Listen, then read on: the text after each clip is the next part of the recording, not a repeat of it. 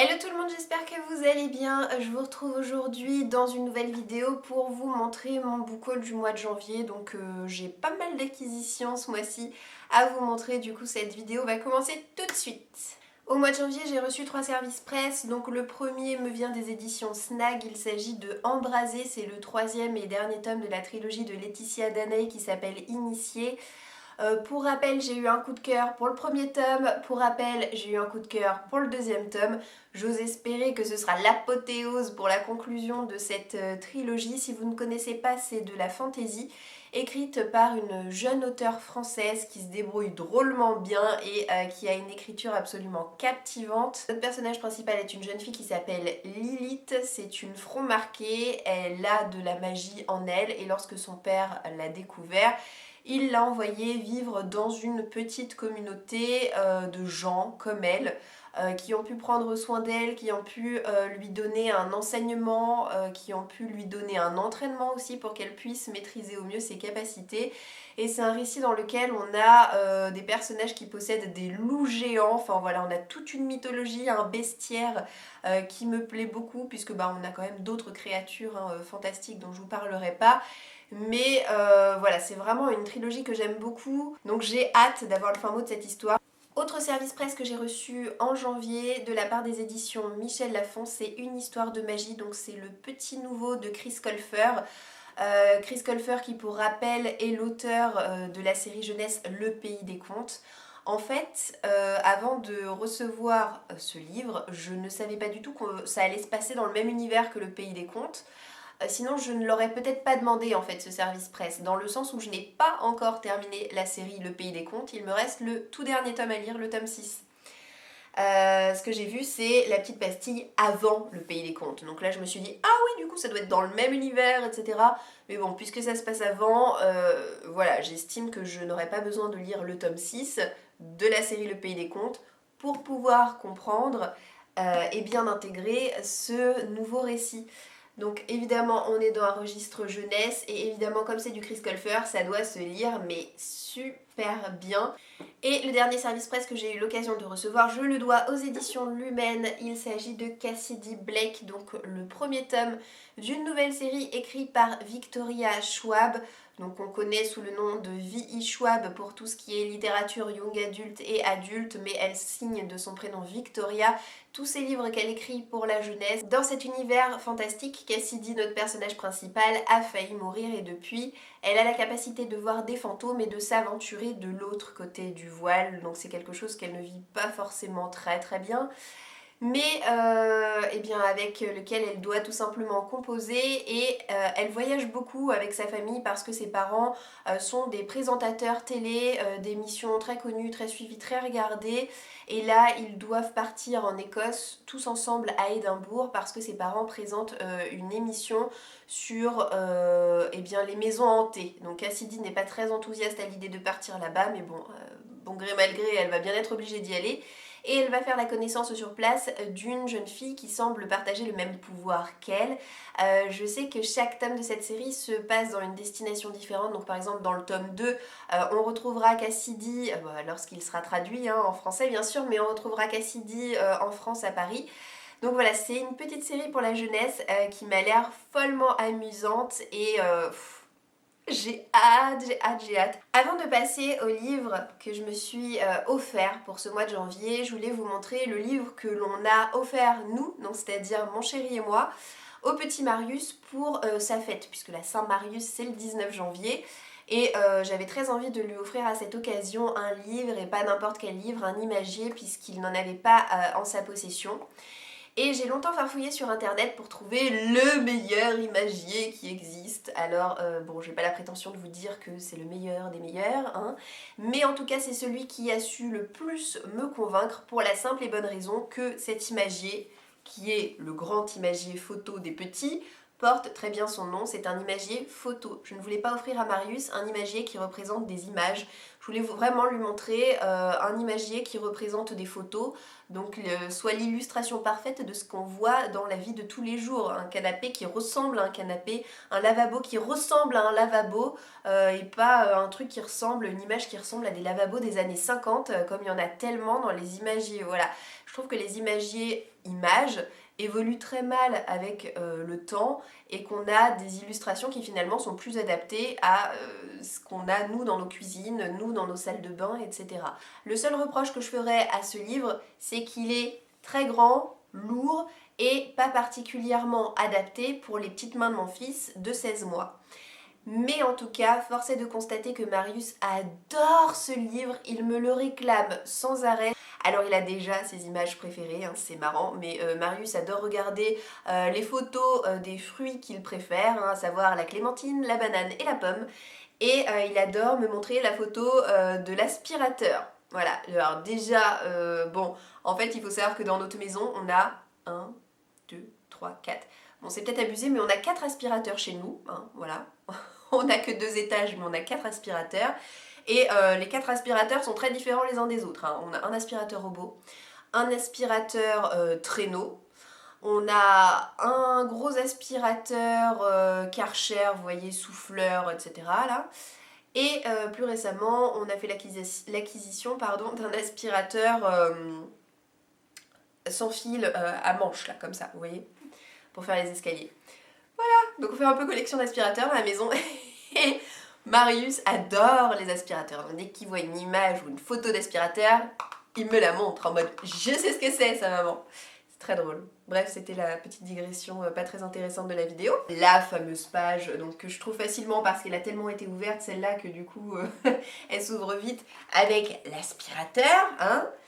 Et puis plein d'animaux d'ici et d'ailleurs, les animaux de la ferme, les animaux familiers, on a la mer, la montagne, la forêt, les saisons, les légumes, les fruits, le petit déjeuner, la salle de bain, le jardin, etc. J'en passe et des meilleurs. Bref, une très belle acquisition que Marius adore, donc un achat que je ne regrette vraiment pas. Ensuite, vous le savez sûrement, en ce moment, je coupe mes lectures par des petits chapitres de manga par-ci par-là un petit peu tous les jours. Là en ce moment je suis en train de relire parce que je ne sais pas combien de fois j'ai déjà relu cette série complète des Lovina que je me trimballe depuis le collège et qui me suivront certainement jusqu'à ce que j'ai un âge vénérable. Mais j'ai quand même d'autres séries en cours, d'autres séries entamées et c'est la raison qui m'a poussée à m'acheter ce mois-ci le 4e tome de la série Blue Spring Ride. Je me suis aussi acheté un livre en anglais, un livre qui a déjà été traduit en français mais je déteste les couvertures françaises en fait, voilà. Je vais peut-être vous mettre un insert avec la couverture du livre en français parce que si le titre ne vous dit rien, peut-être que vous avez déjà vu passer la couve et vous allez vous dire « Ah oui d'accord c'est ce livre !» En fait le livre en question en français, je crois que le titre c'est L'Anti-Magicien, quelque chose comme ça. Et du coup en anglais c'est Spellsinger de Sébastien de Castel. Et j'aime beaucoup les couves VO parce que ça représente à chaque fois, chacun des tomes de cette série, des personnages, des faces comme ça sous forme de cartes à jouer. Dans cette histoire, on est dans un univers où la magie est très très importante pour tout le monde. Notre personnage principal s'appelle Kellen, il est dans une école de magie pour devenir mage et il a une pression énorme sur les épaules parce que ses parents sont assez connus, je crois qu'ils ont une position assez influente dans la société. Et Kellen va devoir remporter une espèce de duel de magie pour accéder vraiment au rang de mage. Sauf que au moment où il en a le plus besoin, eh bien ses pouvoirs semblent tout simplement avoir disparu. Heureusement, il va pouvoir compter sur le soutien de ses 2 meilleurs amis. J'étais très intriguée, mais encore une fois, j'avais pas du tout envie de l'acheter en français parce que mon dieu, cette couverture. Et puis si je peux lire davantage en anglais, eh bien c'est pas plus mal, d'autant que les livres coûtent clairement moins cher en anglais qu'en français. Je me suis ensuite acheté le premier tome de la série Behind the Bars. Donc c'est écrit par l'auteur Brittany Sitcheri et sorti aux éditions Hugo Roman dans leur collection New Romance. Donc Dieu sait que depuis que je ne fais plus partie des partenaires de cette maison d'édition, je ne m'achète quasiment plus de livres venant de chez eux, sauf ceux de Colleen Hoover parce que j'adore cet auteur. Et désormais les livres de Brittany Sitcheri parce que j'ai adoré sa précédente série sortie aux éditions Hugo Roman qui était sa série Elements. Dans cette nouvelle histoire, évidemment, il va y avoir une romance entre un homme et une femme qui se sont connus au lycée. Je crois que elle aime chanter et lui il est plutôt musicien. Ils vont se perdre de vue pendant des années et puis finalement se retrouver un peu par hasard dans un bar à la Nouvelle-Orléans. et ils vont se rendre compte tous les deux qu'ils ont énormément changé, ils sont désormais beaucoup plus froids, beaucoup plus distants, donc certainement à cause de leur vécu respectif. Je ne sais pas du tout ce qui va se passer, hein, même si de toute façon quand on lit ces livres on se doute bien comment ça va terminer. Mais voilà, je suis très contente de l'avoir en ma possession, je ne sais absolument pas quand est-ce que je prendrai le temps de le lire, mais je suis bien contente de l'avoir. Je me suis aussi acheté le dernier tome de la série Charlie Davidson, donc c'est le tome 13, c'est le tout dernier tome de la série, ça y est, c'est fini. Sorti aux éditions Milady, moi j'en suis pas encore à ce tome-là, hein. J'ai lu le tome 8 l'année dernière pour lequel j'ai eu un coup de cœur, donc il me reste encore quelques tomes. Mais en tout cas, de temps à autre, je m'étais mise en tête de continuer cette série et de continuer à m'acheter de temps en temps eh bien, les tomes qui sortent, donc c'est désormais chose faite. Est-il vraiment besoin de vous résumer cette histoire? Très honnêtement, pour une fois, je vais pas le faire parce que j'ai l'impression que je vous en parle déjà très souvent comme ça. Mais en tout cas, c'est de l'urban fantasy et c'est l'une de mes séries d'urban fantasy préférées qui porte sur les fantômes et qui est bourrée d'humour. Et voilà, j'adore cette série. Donc très heureuse d'avoir ce livre qui rejoint désormais ma pile à lire. Au mois de janvier, je me suis aussi pris un Virginie Grimaldi. Je pensais que je me les étais tous achetés, mais en fait non, ou du moins tous ceux qui sont sortis en poche. Il me manquait Le parfum du bonheur est plus fort sous la pluie, et bien du coup voilà, maintenant je l'ai ce livre. C'est l'histoire d'un couple qui a un petit garçon de 4 ans à peu près, et un jour l'homme dit à sa femme qu'il souhaite divorcer. Et là, la femme tombe de haut, elle s'appelle Pauline et c'est vraiment son univers qui s'écroule. Elle n'arrive pas du tout à se faire une raison, à tirer un trait sur leur histoire et elle va décider que tous les jours, elle va écrire à eh bien, celui qu'elle considère encore comme son mari un souvenir de leur passé pour essayer de ranimer la flamme. Mais ce faisant, eh bien, elle va peut-être remuer des choses qu'elle n'aurait jamais pensé pu remuer, un niveau secret de famille, secret de couple, etc. Pour le moment, bien que je n'ai lu que le tout premier livre de Virginie Grimaldi et que celui-ci n'ait pas été un coup de cœur pour autant, c'est une plume que j'aime beaucoup et j'ai très envie d'ores et déjà de découvrir tous ces autres livres, donc c'est pour ça que je les collectionne entre guillemets, c'est pour ça que je les ai tous en poche. Je me suis ensuite acheté ce gros livre illustré écrit par un auteur italien qui s'appelle Davide Morosinotto. Ça a été publié aux éditions L'École des loisirs et donc c'est le célèbre catalogue Walker and Dawn. J'avais pas entendu parler de ce livre lors de sa sortie, mais ce qui m'a fait me pencher sur l'auteur, c'est la sortie récente de son nouveau roman. Qui je crois se passe pendant la Seconde Guerre mondiale il me semble, mais bon en tout cas là ce n'est pas le propos de ce premier livre. Donc cette histoire assez loufoque se passe en 1904 en Louisiane. On va suivre 4 amis qui un beau jour vont tomber sur un billet de 3 dollars et qui vont avec commander dans un célèbre catalogue par correspondance qui s'appelle donc Walker and Dawn un pistolet. Sauf qu'au lieu du pistolet, ils vont recevoir une montre et en plus une montre cassée. Donc ils vont se lancer dans un périple assez incroyable pour aller échanger leur montre contre le pistolet.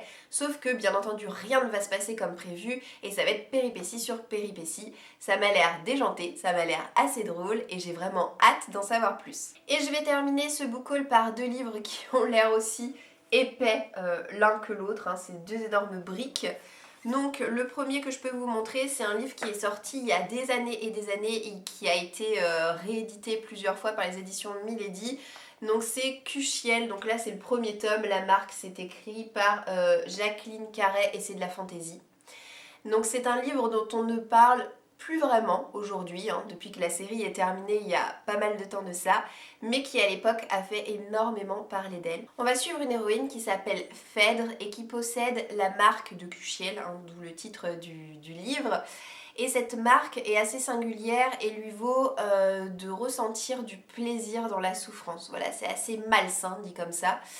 Et du coup, un noble va faire l'acquisition de Phèdre et va faire d'elle une courtisane. Sauf que au-delà d'être une courtisane, Phèdre est surtout une espionne et lorsqu'elle va avoir vent d'un complot, elle ne va avoir de cesse que d'espionner pour sa patrie. Ça m'a l'air d'être une espèce de fresque comme ça, romanesque assez incroyable. Là aussi les avis étaient absolument hyper élogieux, hyper enthousiastes lorsque ce livre est sorti pour la première fois. Oh mon dieu, c'est écrit super petit! Bon, ben c'est pas pour tout de suite. Hein. Oh my god, il fait presque 1000 pages. 955 pages. Tout va bien. Dernier livre, dernier pavé, mais tout autre registre, c'est Le Gang des rêves. Donc c'est écrit par Luca Di Fulvio, là aussi un auteur d'origine italienne. Je dis là aussi parce que du coup, pas le livre Cuchiel, mais celui d'avant, c'était aussi le cas. Donc c'est un livre qui est sorti en poche aux éditions Pocket. Cet auteur est très connu, il a sorti pas mal de bouquins déjà et qui ont à chaque fois été encensés par la critique, donc du coup j'y vais. Et là pour le coup on est dans un registre vraiment historique. Cette histoire se passe dans les années 20 à New York, on parle à l'époque du rêve américain. Vous savez, c'est cette époque du début de la radio, de la fin du cinéma muet, donc avec le cinéma parlant du coup. Et on va suivre une jeune italienne qui s'appelle Chetta qui va partir s'installer à New York en compagnie de Christmas, son fils. Et on va suivre eh bien, tout simplement la jeunesse de Christmas, donc qui grandit avec tout ce qui est problème de gang, problème de drogue, la pauvreté, etc. Et puis ces histoires d'amour, bref, on va le voir évoluer dans une ville en plein essor. Ça m'a l'air vraiment bien, ça m'a l'air palpitant. Et il y avait plusieurs livres de cet auteur qui me faisaient de l'œil, mais c'est vrai que voilà, dans un premier temps, j'ai jeté mon dévolu sur celui-ci. Et ça y est, ce book haul est désormais terminé, j'espère que la vidéo vous aura plu. N'hésitez pas à me dire si vous avez déjà en votre possession et si vous avez déjà lu certains des livres que je vous ai montrés tout au long de la vidéo pour me dire ce que vous en avez pensé. Ça se trouve, ça me motive encore plus à les lire plus rapidement. Je vous souhaite de passer une très bonne journée et je vous dis à bientôt dans une prochaine vidéo. Ciao ciao!